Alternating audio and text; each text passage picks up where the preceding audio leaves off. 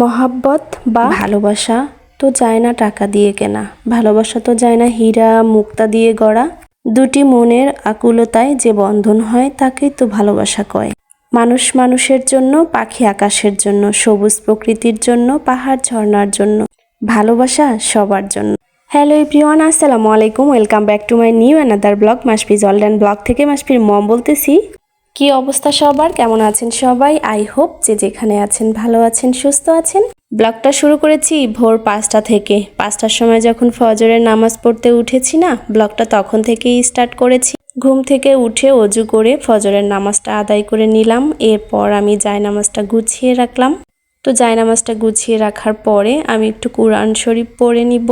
Regular এই রুটিনটা পালন করা হয়, কিন্তু সব সময় আপনাদের সাথে আমি শেয়ার করি না, বলতে কোনোদিনই শেয়ার করিনি। তো আল্লাহ তাআলার নামে একটা সুন্দর দিন শুরু করলাম। আল্লাহ তাআলা যেন খুব ভালোভাবে পার করতে সাহায্য করে। যারা এই মুহূর্তে আমার ভিডিওটি দেখা শুরু করেছেন, প্লিজ একটা লাইক দিবেন। আর যারা এখনও আমার চ্যানেলটা সাবস্ক্রাইব করেন নাই, প্লিজ সাবস্ক্রাইব করে দিয়ে পাশে থেকে যেতে পারেন। যারা এই কাজটি করে রেখেছেন তাদেরকে জানাচ্ছি অসংখ্য অসংখ্য ধন্যবাদ।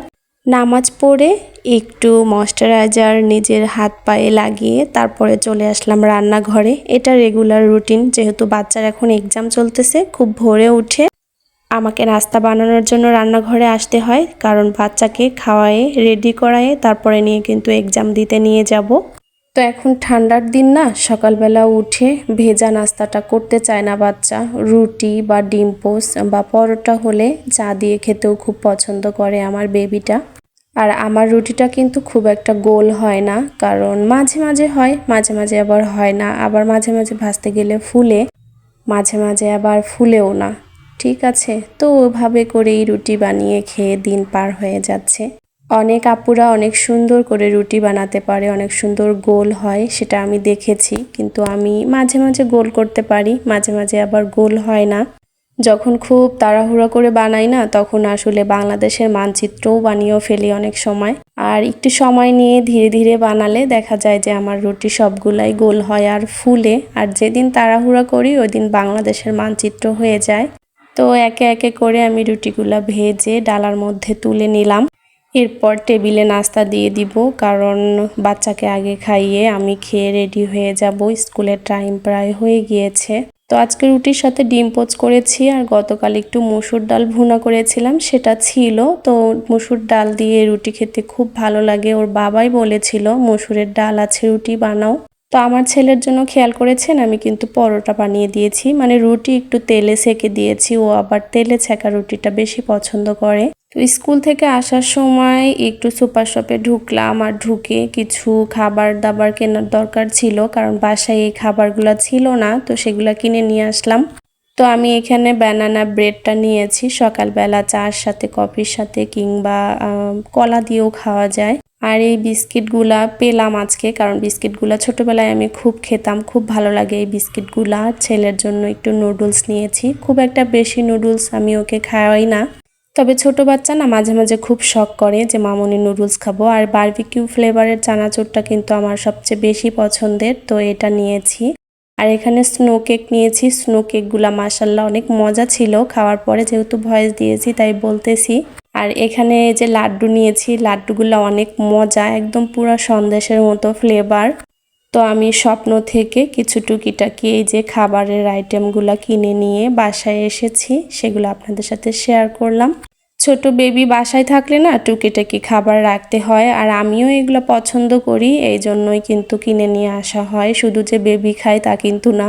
এরপর দুপুরবেলার জন্য রান্না করেছি শুকনা মরিচ দিয়ে বেগুনের ভর্তা, আর তার সাথে করেছি ছোট মাছের তরকারি। তো প্রতিদিনই তো রান্না বান্না শেয়ার করি, আজকে আর শেয়ার করিনি, আজকে শুধু দেখিয়ে দিলাম কি কি রান্না করেছি।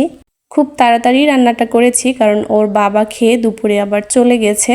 এরপর শাওয়ার নিয়ে মা ছেলে যখন ছাদে উঠতেছিলাম, তখন দেখেন এদের ভালোবাসা, এদের মোহাব্বত দেখে আমি তো অবাক। এরা প্রত্যেকটা দিনই এরকম করে। নিচে তো এই আমার এই যে অফিসার মুরগি, এটা কিন্তু নিচে ডিম দেয় না, ওকে আমি ভিআইপি মুরগি বলি। ও একদম ছাদের উপরে উঠে ডিম দিবে, আর ওর ডিম দেওয়ার সময় কিন্তু ওর সঙ্গী থাকতে হবে, ও একা কোনোদিনও ডিম দেয় না। তো একজন ডিম দিবে আর একজন ওর কাছে বসে থাকবে। তো এদের কি মোহাব্বত, কি ভালোবাসা, এদের ভালোবাসা দেখে তো আমি অবাক। এই ভালোবাসাটা যদি আসলে মানে যখন একজন ওয়াইফ খুব বেশি অসুস্থ হয় না, যে প্রেগনেন্ট সময় বা যখন বেবি হয় তখন যদি এভাবে পাশে বসে থাকতো, বলেন তো কত ভালো হতো। আসলে আমাদের বাংলাদেশে তো সেটা অ্যালাউ করে না, মানে যখন কোনো ওয়াইফের বেবি হয় তখন কিন্তু হাজবেন্ডকে থাকতে দেয় না। কিন্তু দেখেন মুরগিটা ডিম দিচ্ছে আর ও কিন্তু বসে আছে ওর সঙ্গীটা। তো এটা দেখে খুব ভালো লাগলো আমার কাছে, তাই আপনাদের সাথে শেয়ার করলাম। আর দুপুরবেলা এই যে আমি কিচেন র্যাকগুলো ধুয়ে দিয়ে শুকোতে দিয়েছিলাম, এগুলো শুকিয়ে শুকিয়ে আস্তে আস্তে প্যাকেট করব তার জন্য। আর অনেকগুলো কাপড় চুপড়ও আজকে ধুয়ে দিয়েছি। আর ওই যে দেখেন আমার ছোট বস ছাদে একটু হাঁটাহাঁটি করতেছে, ও যেন নিচে কাকে ডাকাডাকি করতেছে। তো গোসলের পরে ছাদে এসে অনেকক্ষণ ছিলাম, মিষ্টি মিষ্টি রোদ, খুব ভালো লাগলো। আর এই যে চারপাশের ছাদটা, সবুজ পরিবেশটা, বিশাল বড় একটা ছাদ। আমার বাচ্চা প্রতিদিনই দৌড়াদৌড়ি করে খেলতো, এই ছাদটা আমি খুব খুব খুব বেশি মিস করব। অনেক স্মৃতি, আমার ছোট বাচ্চা এখানে, মানে বাচ্চা ছোটবেলা থেকে এখানে বড় হচ্ছে। তো এরপর রোদে বসে চুল শুকাতাম, চারপাশের পরিবেশটা খুব বেশি উপভোগ করতাম। এই পরিবেশ, এই কৃষ্ণচূড়া গাছের ফুল, কৃষ্ণচূড়া গাছ আমি খুব মিস করব। এগুলো আমার অনেক বছরের সঙ্গী ছিল, এগুলোর সাথে আমি অনেক সময় কাটিয়েছি। ভিডিওর এ পর্যায়ে এসে আবারও রিকোয়েস্ট করব, যারা এখনও লাইক করেননি প্লিজ লাইক করে দিবেন। আর যারা এখনও আমার চ্যানেলটাকে সাবস্ক্রাইব করেননি, যারা নতুন, প্লিজ চ্যানেলটাকে সাবস্ক্রাইব করে বেল আইকনটা বাজিয়ে রাখবেন, তাহলে সবার আগে নোটিফিকেশন পেয়ে যাবেন। আপনি আপনার সময় এবং সুযোগ মতো আমার ভিডিও বা আমার কথা যদি ভালো লাগে তাহলে দেখে নিতে পারবেন। আজকের ভিডিওটি যদি বেশি ভালো লাগে থাকে, ফ্রেন্ডস এবং ফ্যামিলির সাথে অবশ্যই শেয়ার করতে ভুলবেন না। ভিডিওটি কেমন লেগেছে, বিশেষ করে ওই যে মুরগির মোহাব্বতটা কেমন লেগেছে সেটা কিন্তু অবশ্যই কমেন্ট করে জানাবেন। তো রোদে বসে বসে ছাদটা একটু ভিডিও করে নিচ্ছি, ছাদটাকে খুব মিস করব। অনেক স্মৃতি, বাচ্চার স্মৃতি, আমাদের অনেক স্মৃতি এখানে মিশে আছে।